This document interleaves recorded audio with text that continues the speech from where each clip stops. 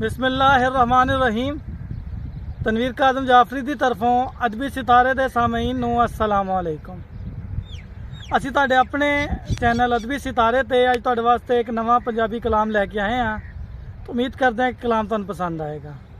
तो तुसीं देख रहे हो साडे चैनल के उपर बहुत सारे नज़मां गज़लां दोड़े मौजूद ने।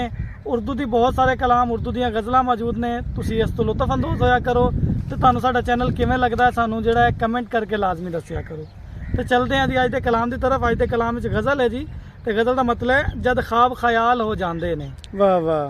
जद ख्वाब ख्याल हो जांदे ने साह लैण मुहाल हो जांदे। वाह सोहना।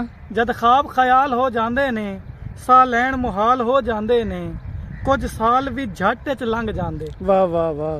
कुछ साल भी झट च लंघ जांदे कुछ वेले साल हो जांदे ने। बहुत सोहना बहुत सोहना। कुछ साल भी झट च लंघ जांदे ते कुछ वेले साल हो जांदे ने। वाह राती अक्सर वेख के तारे। वाह वाह। राती अक्सर वेख के तारे सब दर्द बहाल हो जांदे ने। वाह वाह वाह। राती अक्सर वेख के तारे सब दर्द बहाल हो जांदे ने ते मेरी अख दे सावण दे विच। वाह। मेरी अख दे सावण दे विच तर खून रुमाल हो जांदे ने। वाह वाह वाह। तर खून रुमाल हो जांदे ने ते मेरे शेर दी सतरां सुन के। वाह। मेरे शेर दी सतरां सुन के गमगीन गजाल हो जांदे ने। वाह वाह। मेरे शेर दी सतरां सुन के गमगीन गजाल हो जांदे ने ते ओदे हिजर विछोड़े किवें। वाह। ओदे हिजर विछोड़े किवें तनवीर संभाल हो जांदे ने। वाह। जद ख्वाब ख्याल हो जांदे ने साह लैण मुहाल हो जांदे ने कुछ साल भी झट च लंघ जांदे वाह वाह। कुछ वेले साल हो जांदे। बहुत